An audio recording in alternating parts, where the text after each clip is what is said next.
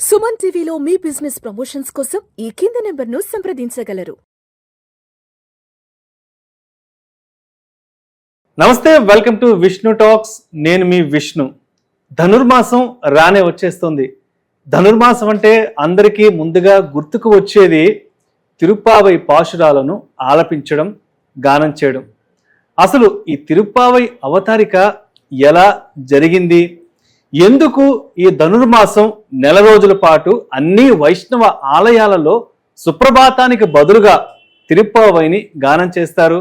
అసలు లోక కళ్యాణం కోసం గోదాదేవి అమ్మవారు ఈ తిరుప్పావై ప్రబంధంలోని ఈ పాశురాలలో ఎటువంటి సందేశాన్ని, ఎటువంటి సారాంశాన్ని నిక్షిప్తం చేశారు అనే ఇటువంటి ఆధ్యాత్మిక అంశాల గురించి మనకు తెలియచేయడానికి కుంతీపురం లక్ష్మీ నారసింహాచార్యులు గారు ఉన్నారు. స్వామివారితో మాట్లాడి ఈ ఆధ్యాత్మిక ఆసక్తికరమైన అంశాల గురించి తెలుసుకుందాం. స్వామి నమస్తే. స్వామి జై శ్రీమన్నారాయణ. శ్రీమతే రామానుజాయ నమః. శ్రీమన్నారాయణ రామానుజ యతిభ్యో నమః. ఆండాల్ తిరువడిగలే. ఆండార్ దివ్య తిరువడిగలే శరణం. స్వామి, ధనుర్మాసం రానే వచ్చేస్తుంది. ధనుర్మాసం అంటే మనసుకి ఏదో ఒక తెలియని ఆనందం, ఒక తెలియని అలౌకిక ఆనందం, ఒక తెలియని అనుభూతి. ఎందుకో ధనుర్మాసం వచ్చేస్తుంది అంటే అందరి తెలుగింటి ఆడపడుచులందరూ కూడా తమ లోగిళ్లను అందమైన ముగ్గులతో, అందమైన రంగులతో అలంకరిస్తారు. అదేవిధంగా అన్ని వైష్ణవాలయాలలో ఈ నెల రోజుల పాటు తప్పనిసరిగా తిరుప్పావైని గానం చేస్తారు. అంటే మరీ ప్రత్యేకించి ఈ నెల రోజుల పాటు సుప్రభాతానికి బదులుగా కూడా వైష్ణవాలయాలు తిరుప్పావై పాశురాలను కూడా గానం చేస్తారు. అసలు ముందుగా ఈ ధనుర్మాసం యొక్క విశిష్టత ఏంటి, ధనుర్మాసాన్ని మార్గలి అని కూడా ఎందుకంటారనేది మన ప్రేక్షకులకు తెలియచేయగలరు స్వామి. శ్రీమతే రామానుజాయ నమః. భగవద్భక్తులందరికీ కూడా ఆ రంగనాథ స్వామి వారు మరియు ఆండాల్ తల్లి యొక్క అనేక మంగళాశాసనములతో ఆ స్వామి అమ్మవార్ల యొక్క అనేక ఆశీస్సులన్నీ కూడా భక్తులందరికీ కూడా ఉండి ఆయు ఆరోగ్య అష్టైశ్వర్యాలన్నీ కూడా అందరికీ లభించాలని ఆ అమ్మవారిని, స్వామివారిని ప్రార్థిస్తూ మీరు ఆహ్వానించిన మేరకు ఈ సంవత్సరం మనము ఈ ధనుర్మాసం విశిష్టత, ఈ తిరుప్పావై వ్రతం యొక్క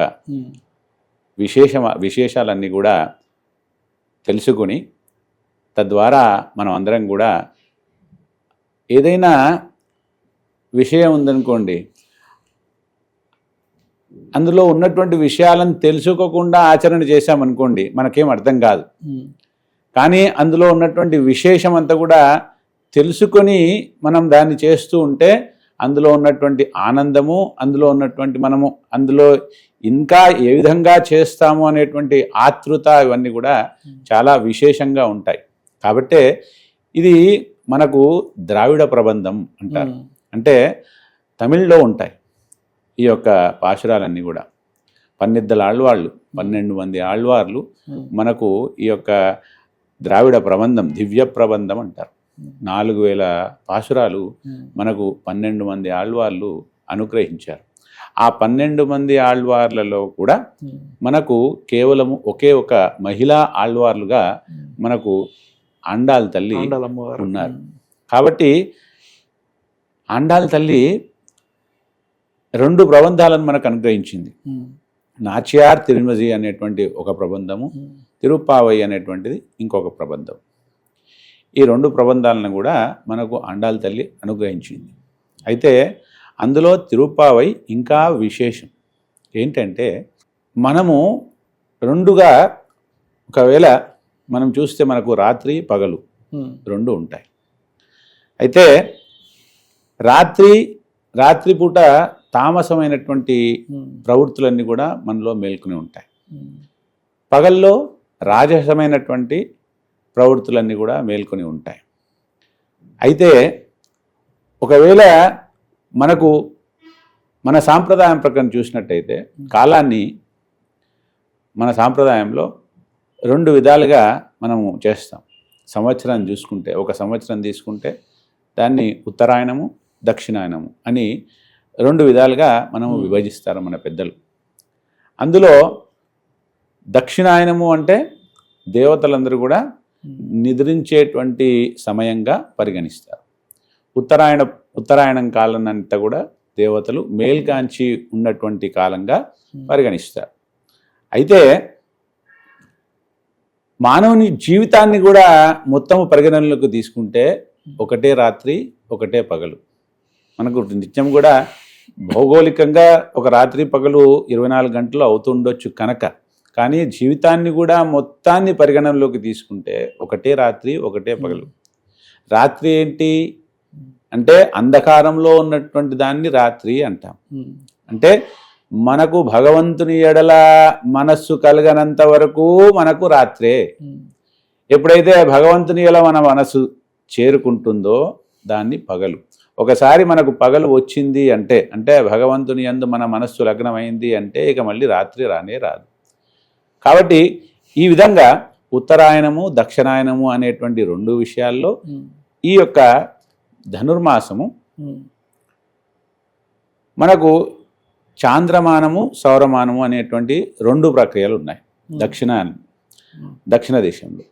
అంటే సౌరమానం అంటే సూర్యుని యొక్క గమనాన్ని అవలంబించుకొని చేసుకునేటువంటి దాన్ని సౌరమానము అంటారు. దానికి ఆ 12 రాశుల పేర్లను ఆయా నెలలకు పెడతారు. అంటే మేషము వృషభము అలాగా. అయితే ధనుస్సు రాశిలో ఎప్పుడైతే సూర్యుడు ప్రవేశిస్తారో దాన్ని ధనుర్మాసంగా పరిగణిస్తారు. అదే చాంద్రమానాన్ని బట్టి చూస్తే మనకు 27 నక్షత్రాలు ఉన్నాయి. ఆ చంద్రుడు పౌర్ణిమ రోజు ఏ నక్షత్రంతో కూడి ఉంటాడో దానికి ముందు 15 రోజులు తర్వాత 15 రోజులను కూడుకొని ఆ నక్షత్రం పేరుకు ఆ నెలకు పెట్టి దాన్ని మనము జోడించి చేస్తూ ఉంటాం. ఉదాహరణకి చిత్తా నక్షత్రంతో ఉంటే చైత్రమాసంగా దాన్ని పరిగణిస్తాం. ఇదే విధంగా ఈ యొక్క మార్గశీర్ష మాసాన్ని మృగశిర నక్షత్రంతో ఏ రోజు ఎప్పుడైతే చంద్రుడు ఆ పౌర్ణిమ రోజు కూడి ఉంటాడో దాన్ని మార్గశీర్ష మాసము అంటాం. అయితే మనకు ఆండాళ్ తల్లి ఒక విశేషమైనటువంటి వ్రతాన్ని మనందరికి కూడా అందజేసింది.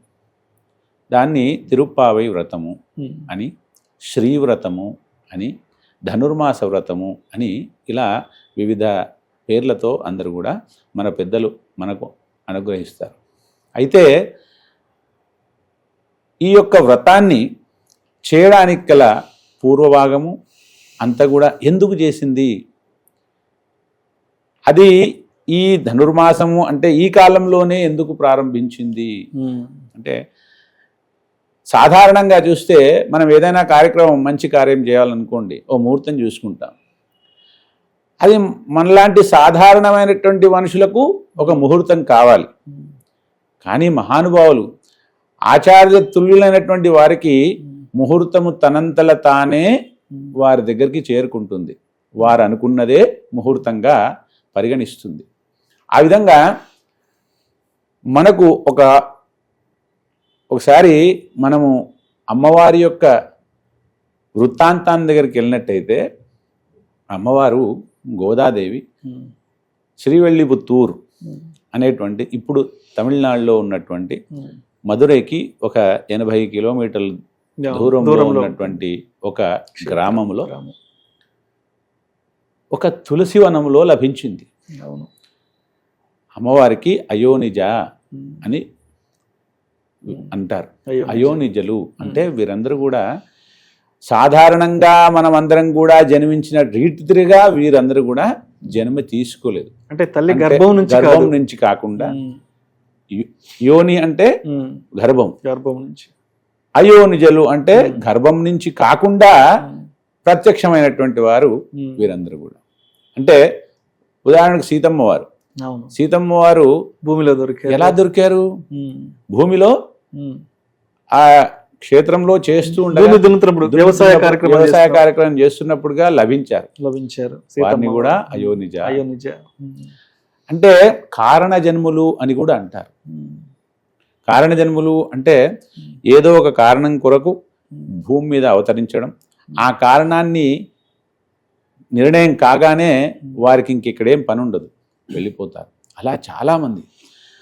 అందులోనే అమ్మవారు మనకు ఆ శ్రీవెల్లిపుత్తూరు అనేటువంటి గ్రామంలో విష్ణు చిత్తులు అనేటువంటి మహానుభావులు, వీరి తండ్రి గారు, ఆ విష్ణు చిత్తుల వారు అక్కడ ఉన్నటువంటి వటపత్రశాయి అనేటువంటి ఆలయం ఉంది. చాలా విశేషమైనటువంటి ఆలయం, శ్రీకృష్ణుడి ఆలయం. శ్రీకృష్ణుడి ఆలయం వటపత్రశాయి అంటారు. ఆ వటపత్రశాయి యొక్క ఆలయానికి వీరు పూమాల సేవ చేస్తూ ఉండేవారు, కైంకర్యం చేస్తూ ఉండేవారు. నిత్యం కూడా స్వామివారికి అవసరమైనటువంటి మాలలన్నీ కూడా వీరు అందజేస్తూ ఉండేవారు. తులసి నుంచి సేకరించినటువంటి ఒకానొక రోజు ఆ తులసి వనంలో ఒక తులసి చెట్టు వద్ద అమ్మవారు ఆ విష్ణు చిత్తుల వారికి లభించింది. అప్పుడు ఆ విష్ణు చిత్తుల వారు అమ్మవారిని చూసి, అంటే చిన్న బాలిక చూసి, అయ్యో ఎంత చక్కగా ఉంది. వారికి పిల్లలు లేరు కాబట్టి చక్కగా మనకు భగవంతుడు అందించాడే అనేటువంటి ఉద్దేశంతో వారు సంగ్రహించి తీసుకుని అమ్మవారిని తన సొంత కూతురులాగా చూసుకుంటూ వారిని ఆలనా పాలన అన్ని కూడా చేస్తూ, వారు కూడా పరమ వైదికులు. చాలా చక్కనైనటువంటి విశేషాలు, అంటే వారి చరిత్రలోకి వెళ్తే ఇంకా మనకు చాలా విశేషాలు ఉన్నాయి అంటారు కదా. వారు స్వామివారిని సాక్షాత్తు పల్లాండు చెప్పినటువంటి మహానుభావులు, తిరుపల్లాండు చెప్పినటువంటి మహానుభావులు. ప్రతి ఆలయంలో పల్లాండు చెప్పకుండా ఏ కార్యక్రమం ప్రారంభం కాదు. రంగనాథుడికే మామగారు అయ్యాడు కాబట్టి ఆ స్వామికి లభించింది అమ్మ.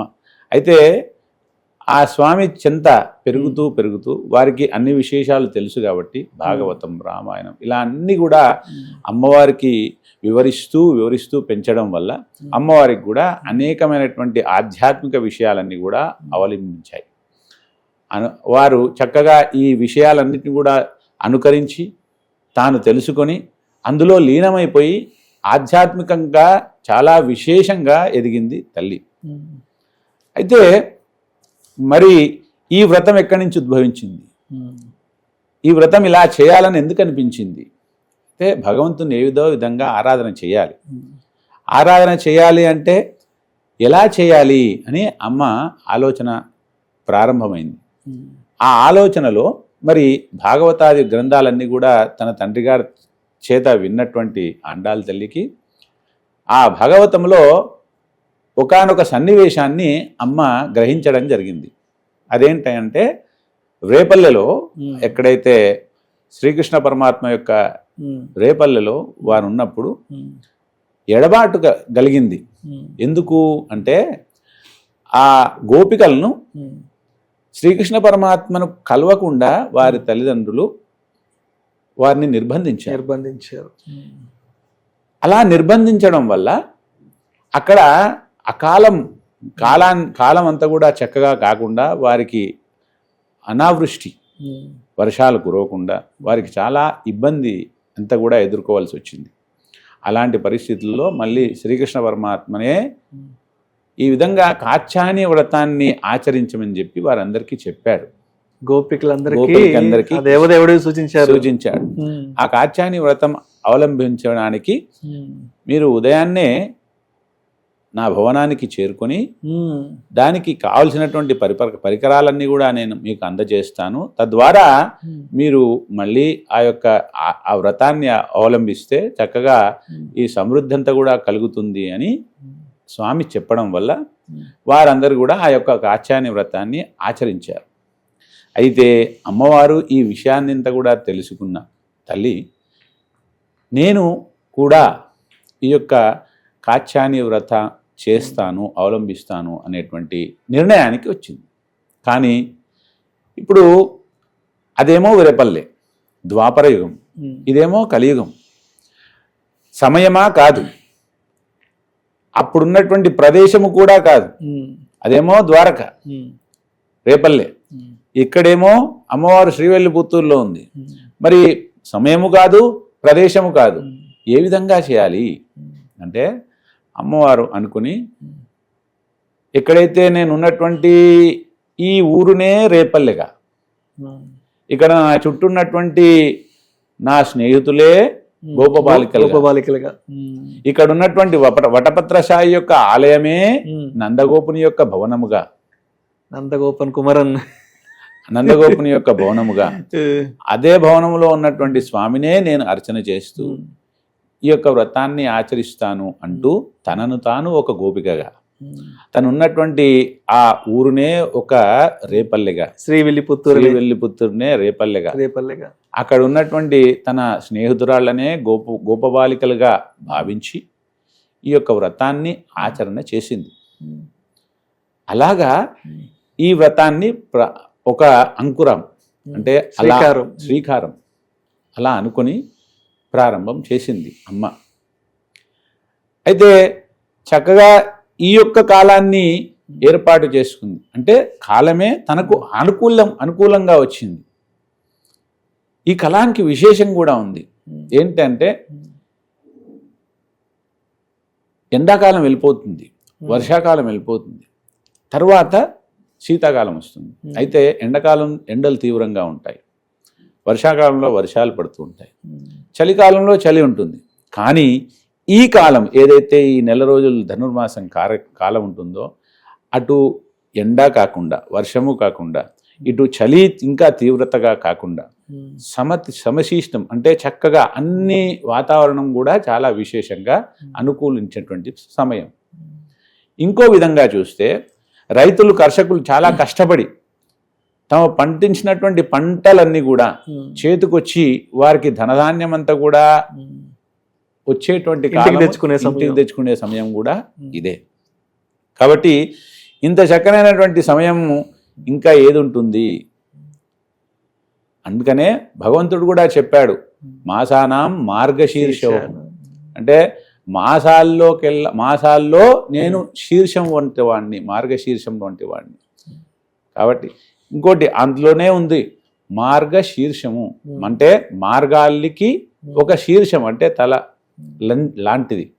అన్ని మార్గాలకు ఉత్తమమైనటువంటి మార్గము ఈ యొక్క మార్గళి మాసం. అయితే ఈ మార్గంలో ఇలాంటి చక్కనైనటువంటి ఒక వ్రతాన్ని ఆచరిస్తే చక్కనైనటువంటి భగవంతుని యొక్క అనుగ్రహాన్ని పొందవచ్చు అనేటువంటి ఉద్దేశంతో ఈ కాలంలో ప్రారంభం చేయడం జరిగింది. మరి ఉన్నాయి 30 పాశురాలు. ఈ 30 పాశురాల్లో ఇంత ప్రత్యేకత ఏముంది? ఎంతోమంది ఎన్నో పాటలు పాడారు, ఎన్నో గానం చేశారు. అన్నిటికీ లేనటువంటి ప్రత్యేక ఈ 30 పాశురాల్లోనే ఉంది. సందేశం ఏముంది, సారాంశం ఏముంది అంటే మనము అది కూడా ఒక ద్రావిడ భాషలో ఉంది, అందరికీ తెలిసినటువంటి భాష కాదు. అయినా కూడా దీనికి ఇంత విశేషం. అమ్మ కూడా ఎంత విశేషమైనటువంటి ఫలం పొందింది ఈ యొక్క వ్రతాన్ని ఆచరించి, ఈ యొక్క పాటలు పాడి. అంటే మనకు అన్నీ కూడా మన పెద్దలు అందించారు. ఏంటి? వేదము, ఇతిహాసము, పురాణము, ఇవన్నిటిని కూడా మన పెద్దలు అందించారు. అన్నిటిని కూడా అవలంబించినటువంటి మాత్రంలో అవలంబిస్తే, అన్నిటిని కూడా సాధన చేస్తే భగవంతుడు లభిస్తాడు అని మన పెద్దలు అనుగ్రహించారు. కానీ అందరికీ అన్ని వేళల్లో ఇది సాధ్యమేనా? వేదం చదవడం అందరికి సాధ్యమేనా? పురాణాలు చదవడం అందరికి సాధ్యమేనా? ఉపనిషత్తులు అందరికీ సాధ్యమేనా?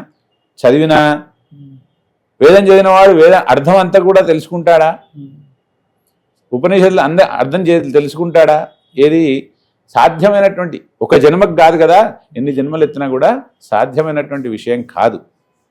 కానీ ఆ వేద ఇతిహాస పురాణాలన్నింటినీ కూడా సారము చేసి పిండి చేసి మనకు చక్కగా ఒక స్వీట్ లాగా అందరికి కూడా అందిస్తే ఆ పరిమళాన్ని, ఆ మాధుర్యాన్ని అందరూ కూడా గ్రహించి ఆ పరమాత్మ యొక్క తత్వాన్ని తమలో చేర్చుకొని పరమాత్మ యొక్క అనుగ్రహాన్ని అందరూ కూడా పొందాలి. ఒక్కళ్ళు కాదు. వయ్యత్తు వాళ్ళు వీరుగాలు నామం నంబావై, ఎవరు నేను ఒక్కళ్ళు కాదు, ఈ పుడమి మీద ఉన్నటువంటి సకల ప్రాణులందరూ కూడా ఆ భగవంతుని యొక్క మాధుర్యాన్ని అందుకోవాలి అనేటువంటి ఒక చాలా విశాలమైనటువంటి ఉద్దేశంతో అమ్మ మనకి యొక్క వ్రతాన్ని అందించింది. అయితే మన పెద్దలు అనుగ్రహిస్తారు ఏంటంటే, వైష్ణవుడు అనేవాడు. వైష్ణవుడు అంటే అదేదో ఒక కులమో లేకపోతే ఒక తెగనో కాదండి. వైష్ణవుడు అంటే సర్వవ్యాపి అయినటువంటి విష్ణువు అంతటా ఉన్నాడు. ఇందుగలడు అందులేడను సందేహము చక్రి సర్వోపగతుండి ఎందెందు వెతికి చూసినా అందందే గలడు అంటాడు.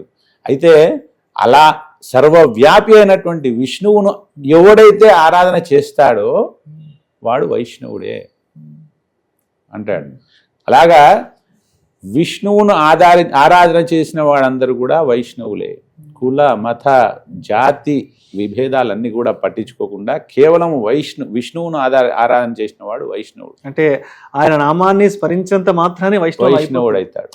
అయితే అలాగా మన వైష్ణవులకు కేవలం 2 వ్రతాలు చేయాలని చెప్పారు మన పెద్దలు. అన్ని వ్రతాలు ఏం అవసరం లేదు, కేవలం 2 వ్రతాలని మన జీవితంలో ఆచరిస్తే మనకు పరమాత్మ యొక్క అనుగ్రహం పొందుతాము. అవి ఏం వ్రతాలు అంటే, ఒకటి ఏకాదశి వ్రతం. జీవితాంతం కూడా ప్రతి వైష్ణవుడు అవలంబించవలసింది ఏకాదశి వ్రతం.